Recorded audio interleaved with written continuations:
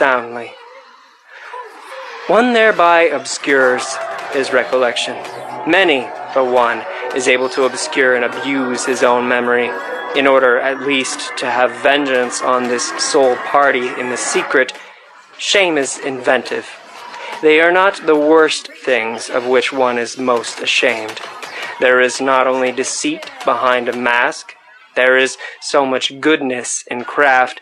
I could imagine that a man with something costly and fragile to conceal would roll through life clumsily and rotundly like an old, green, heavily hooped wine cask, the refinement of his shame requiring it to be so. A man who has depths in his shame meets his destiny and his delicate decisions upon paths which few ever reach, and with regard to the existence of which his nearest and most intimate friends may be ignorant. His mortal danger conceals itself from their eyes, and equally so his regained security. Such a hidden nature, which instinctively employs speech for silence and concealment, and is inexhaustible in evasion of communication, desires, and insists that a mask of himself shall occupy his place in the hearts and heads of his friends. And supposing he does not desire it, his eyes will some day be opened to the fact that there is nevertheless a mask of him there, and that it is well to be so. Every profound spirit needs a mask. Nay, more, around every profound spirit there continually grows a mask, owing to the constantly false, that is to say, superficial interpretation of every word he utters, every step he takes, every sign of life he manifests. One must subject oneself to one's own tests that one is destined for independence and command, and do so at the right time. One must not avoid one's tests, although they constitute perhaps the most dangerous game one can play, and are in the end tests made only before ourselves and before no other judge. Not to cleave to any person, be it even the most suffering and necessitous. It is even less difficult to detach one's heart from a victorious fatherland, not to cleave to a sympathy, be it even for higher men, into whose peculiar torture and helplessness chance has given us an insight, not to cleave to a science, though it tempt one with the most valuable discoveries, apparently specially reserved for us, not to cleave to one's own liberation, to the voluptuous distance and remoteness of the bird, which always flies further aloft, in order always to see more under it, the danger of the flyer.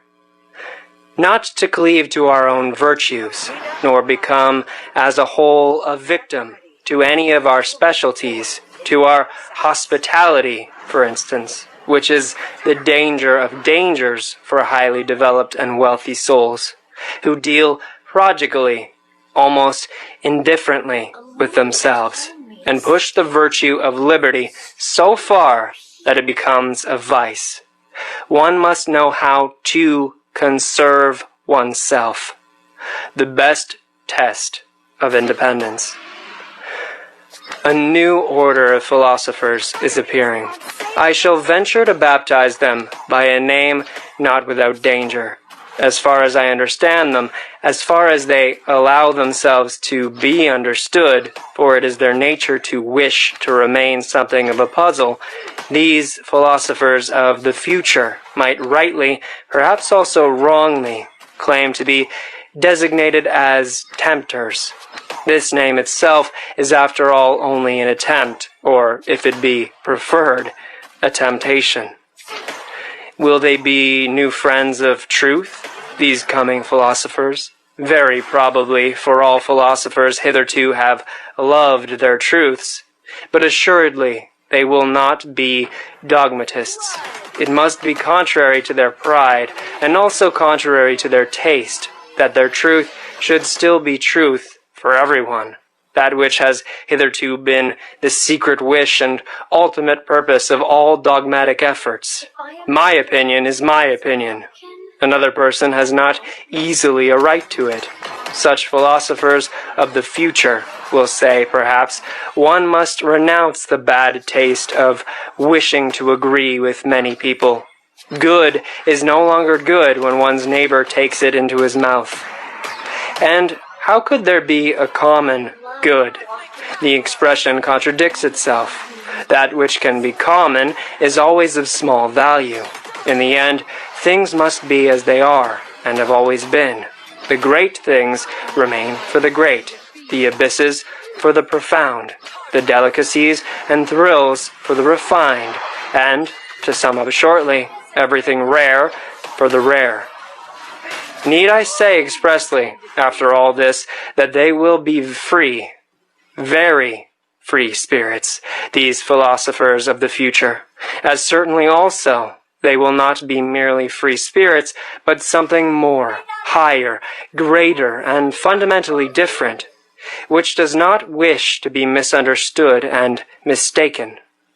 But while I say this, I feel under obligation almost as much to them as to ourselves, we free spirits who are their heralds and forerunners, to sweep away from ourselves altogether a stupid old prejudice and misunderstanding, which, like a fog, has too long made the conception of free spirit obscure. In every country of Europe, and the same in America, there is at present something which makes an abuse of this name. A very narrow, prepossessed, enchained class of spirits, who desire almost the opposite of what our intentions and instincts prompt. Not to mention that in respect to the new philosophers who are appearing, they must still more be closed windows and bolted doors. Briefly and regrettably, they belong to the levelers.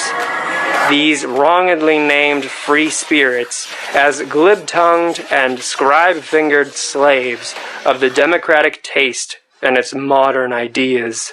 All of them men, without solitude, without personal solitude, blunt, honest fellows, to whom neither courage nor honorable conduct ought to be denied. Only they are not free, and are ludicrously superficial, especially in their innate partiality for seeing the cause of almost all human misery and failure in the old forms in which society has hitherto existed, a notion which happily inverts the truth entirely. What they would fain attain with all their strength is the universal green meadow happiness of the herd, together with security, safety, comfort, and alleviation of life for everyone. Their two most frequently chanted songs and doctrines are called Equality of Rights and Sympathy with All Sufferers. And suffering itself is looked upon by them as something which must be done away with. We opposite ones, however, who have opened our eyes and conscience to the question how and where the plant man has hitherto grown most vigorously, believe that this has always taken place under the opposite conditions, that for this end the dangerousness of his situation had to be increased enormously. His inventive faculty and dissembling power, his spirit, had to develop into subtlety and daring under long oppression and compulsion, and his will to life had to be increased to the unconditioned will to power.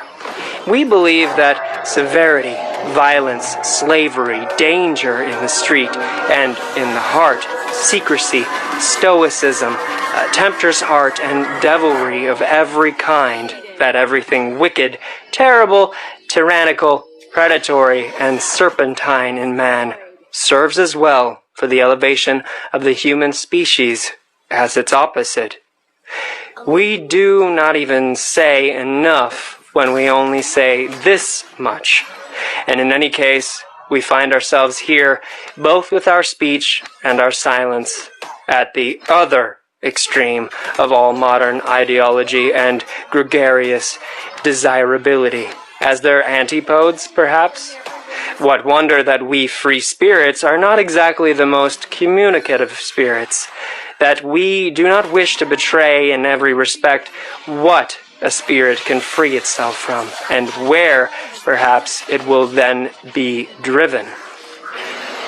And as to the import of the dangerous formula, beyond good and evil, with which we at least avoid confusion, we are something else than lieben pensantari, free thinkers, and whatever these honest advocates of modern ideas like to call themselves, having been at home, or at least guests in many realms of the spirit, having escaped again and again from the gloomy, agreeable nooks in which preferences and prejudices, youth, origin, the accident of men and books, or even the weariness of travel seemed to confine us, full of malice against the seductions of dependency, which he concealed in honors, money, position, or exaltation of the senses, grateful even for the distress and the vicissitudes of illness, because they always free us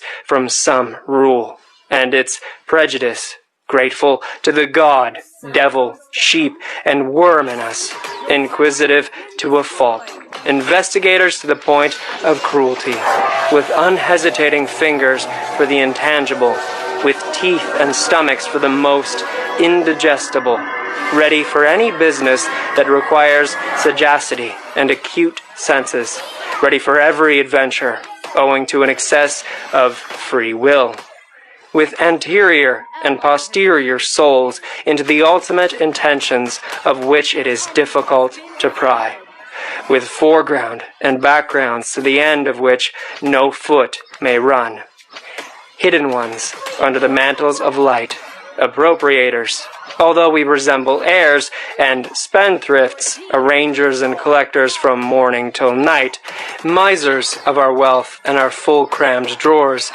economical in learning and forgetting, inventive in scheming, sometimes proud of tables of categories, sometimes pedants, sometimes night owls of work even in full day, yea, if necessary, even scarecrows. And it is necessary nowadays, that is to say, inasmuch as we are the born, sworn, jealous friends of solitude, of our own profoundest midnight and midday solitude. Such kind of men are we free spirits. And perhaps ye are also something of the same kind, ye coming ones, ye new philosophers. An ally has been defeated. Chapter 3. The Religious Mood. The human soul and its limits, the range of man's inner experiences hitherto attained, the heights, depths, and distances of these experiences, the entire history of the soul up to the present time, and its still unexhausted possibilities. This is the preordained hunting domain for a born psychologist and lover of a big hunt. But how often must he say despairingly to himself, a single individual, alas, only a single individual, and this great forest, this virgin forest. So he would like to have some hundreds of hunting assistants and fine trained hounds that he could send into the history of the human soul to drive his game together. In vain. Again and again he experiences profoundly and bitterly how difficult it is to find assistants and dogs for all the things that directly excite his curiosity. The evil of sending scholars into new and dangerous hunting domains where courage, sagacity, and subtlety in every sense are required is that they are no longer serviceable just when the big hunt and also the great danger commences. It is precisely then that they lose their keen eye and nose, in order, for instance, to divine and determine what sort of history the problem of knowledge and conscience has hitherto had in the souls of homines religiosi. A person would perhaps himself have to possess as profound, as bruised, as immense an experience as the intellectual conscience of Pascal.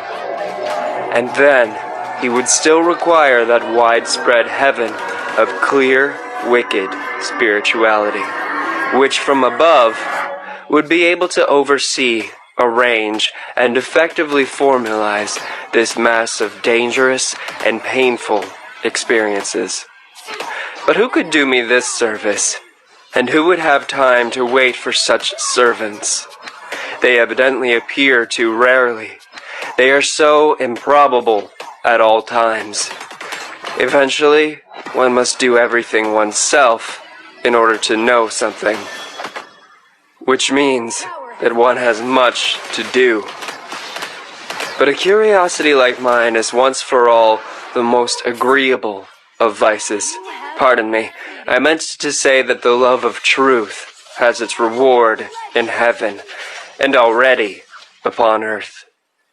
Faith, such as early Christianity desired, and not infrequently achieved in the midst of a skeptical and southernly free-spirited world, which had centuries of struggle between philosophical schools behind it and in it, counting besides the education in tolerance which the Imperium Romanum gave, this faith is not that sincere, austere slave faith by which perhaps a Luther or a Cromwell or some other northern barbarian of the spirit remained attached to his God and Christianity. It is much rather the faith of Pascal, which resembles in a terrible manner a continuous suicide of reason, a tough, long-lived, worm-like reason, which is not to be slain at once and with a single blow. The Christian faith, from the beginning, is sacrifice, the sacrifice of all freedom, all pride, all self-confidence of spirit. It is at the same time subjection, self-derision, and self-mutilation. There is cruelty and religious Phoenicianism in this faith, which is adapted to a tender, many-sided, and very fastidious conscience. It takes for granted that the subjugation of the spirit is indescribably painful, that all the past and all the habits of such a spirit resist the absurdicissimum, in the form of which faith comes to. Modern men, with their obtuseness as regards all Christian nomenclature, have no longer the sense for the terribly superlative conception which was implied to an antique taste by the paradox of the formula, God on the cross. Hitherto, there had never and nowhere been such boldness in inversion, nor anything at once so dreadful, questioning, and questionable as this formula. It promised a transvaluation of all ancient values. It was the Orient, the profound Orient. It was the Oriental slave who thus took revenge on Rome and its noble, light-minded toleration, on the Roman Catholicism of non-faith. And it was always not the faith, but the freedom from the faith, the half-stoical and smiling indifference to the seriousness of the faith, which made the slaves indignant at their masters and revolt against them. Enlightenment caused revolt, for the slaves desired the unconditioned. He understands nothing but the tyrannous. Even in morals, he loves as he hates, without nuance, to the very depths, to the point of pain, to the point of sickness. His many hidden sufferings make him revolt against the noble taste which seems to deny suffering, the skepticism with regard to suffering. Fundamentally only an attitude of aristocratic morality was not the least of the causes, also of the last great slave insurrection, which began with the French Revolution. Wherever the religious neurosis had appeared on the earth so far, we find it connected with three dangerous prescriptions as to regimen: solitude, fasting, and sexual abstinence. But without it being possible to determine with certainty which is cause and which is effect, or if any relation at all of cause and effect exists there. This latter doubt is justified by the fact that one of the most regular symptoms among savage as well as among civilized peoples is the most sudden and excessive sensuality, which then with equal suddenness transforms into penitential paroxysms, world renunciation, and will renunciation. Both symptoms perhaps explainable as disguised epilepsy, but nowhere is more obligatory to put aside explanations around no other type has there grown such a mass of absurdity and suspicion. No other type seems to have been more interesting to men, and even to philosophers. Perhaps it is time to become just a little indifferent here, to learn caution, or better still, to look away, to go away. Yet in the background of the most recent philosophy, that of Schopenhauer, we find almost as the problem in itself this terrible note of interrogation of the religious crisis and awakening. How is the negation of will possible? How is the saint possible? That seems to have been the very question with which Schopenhauer made a start and became a philosopher. And thus it was a genuine Schopenhauerian consequence that his most convinced adherent, perhaps also his last as far as Germany is concerned, namely Richard Wagner, should bring his own life work to an end just here, and should finally put that terrible and eternal type upon the stage as Kundry, type Vasu, and as it loved and lived at the very time that the mad doctors in almost all European countries had an opportunity to study the type close at hand. Wherever the religious neurosis, or as I call it, the religious mood, made its latest epidemical outbreak and display as the Salvation Army. If it be a question, however, as to what has been so extremely interesting to men of all sorts in all ages, and even to philosophers in the whole phenomenon of the saint, it is undoubtedly the appearance of the miraculous therein, namely, the immediate succession of opposites, of states of the soul, regarded as morally antithetical. It was believed here to be self-evident that a bad man was all at once turned into a saint, a good man. The hitherto existing psychology was wrecked at this point. Is it not possible it may have happened principally because psychology had placed itself under the domain of morals, because it believed in oppositions of moral values, and saw, read, and interpreted these oppositions into the text and facts of the case? What? Miracle? Only an error of interpretation? A lack of philology? It seems that the Latin races are far more deeply attached to their Catholicism than we Northerners are to Christianity generally, and that consequently unbelief in Catholic countries means something quite different from what it does among Protestants, namely, a sort of revolt against the spirit of the race, while with us it is rather a return to the spirit, or non-spirit of the race. We Northerners undoubtedly derive our origin from barbarous races. Even as regards our talents for religion, we have poor talents for it.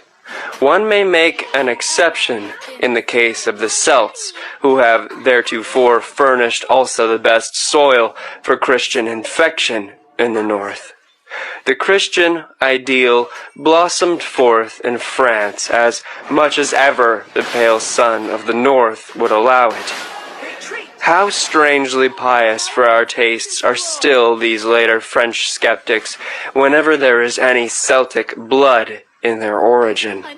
How Catholic, how un-German does Auguste Comte's sociology seem to us, with the Roman logic of its instincts? How Jesuitical that amiable and shrewd Cicerone of Port Royal, Sainte-Beuve, in spite of all his hostility to Jesuits, and even Ernest Renan.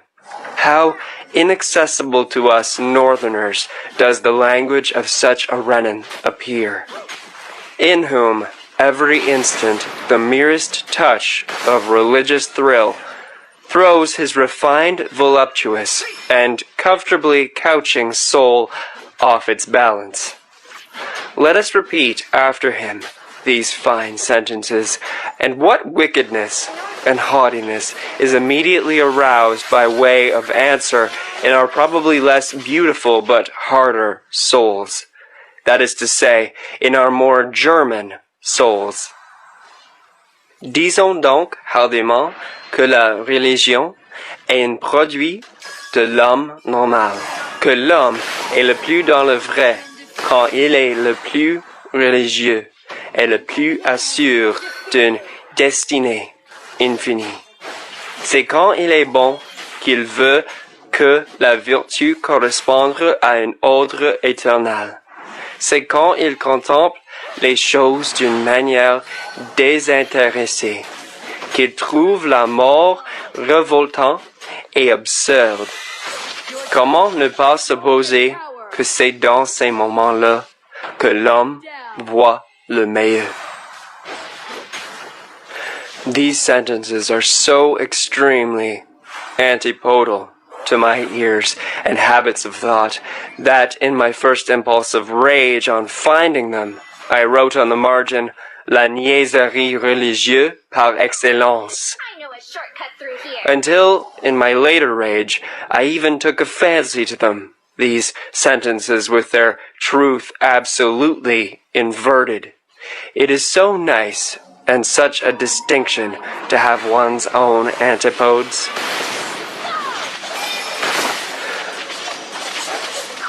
That which is so astonishing in religious life of the ancient Greeks is the irrestrainable stream of gratitude which pours forth. It is a very superior kind of man who takes such an attitude towards nature and life. Later on, when the populace got the upper hand in Greece, fear became rampant also in religion, and Christianity was preparing itself. The passion for God. There are churlish, honest-hearted, and importunate kinds of it. Like that of Luther, the whole of Protestantism lacks the southern delicatezza. There is an oriental exaltation of the mind in it, like that of an undeservedly favored or elevated slave, as in the case of St. Augustine, for instance, who lacks in an offensive manner all nobility in bearing and desires. There is a feminine tenderness and sensuality in it, which modestly and unconsciously longs for a unio mystica et physica, as in the case of Madame de Guyon. In many cases it appears, curiously enough, as the disguise of a girl's or youth's puberty. Here and there, even as the hysteria of an old maid, also as her last ambition. The Church has frequently canonized the women in such a case. The mightiest men have hitherto always bowed reverently before the saint, as the enigma of self-subjugation and utter voluntary privation.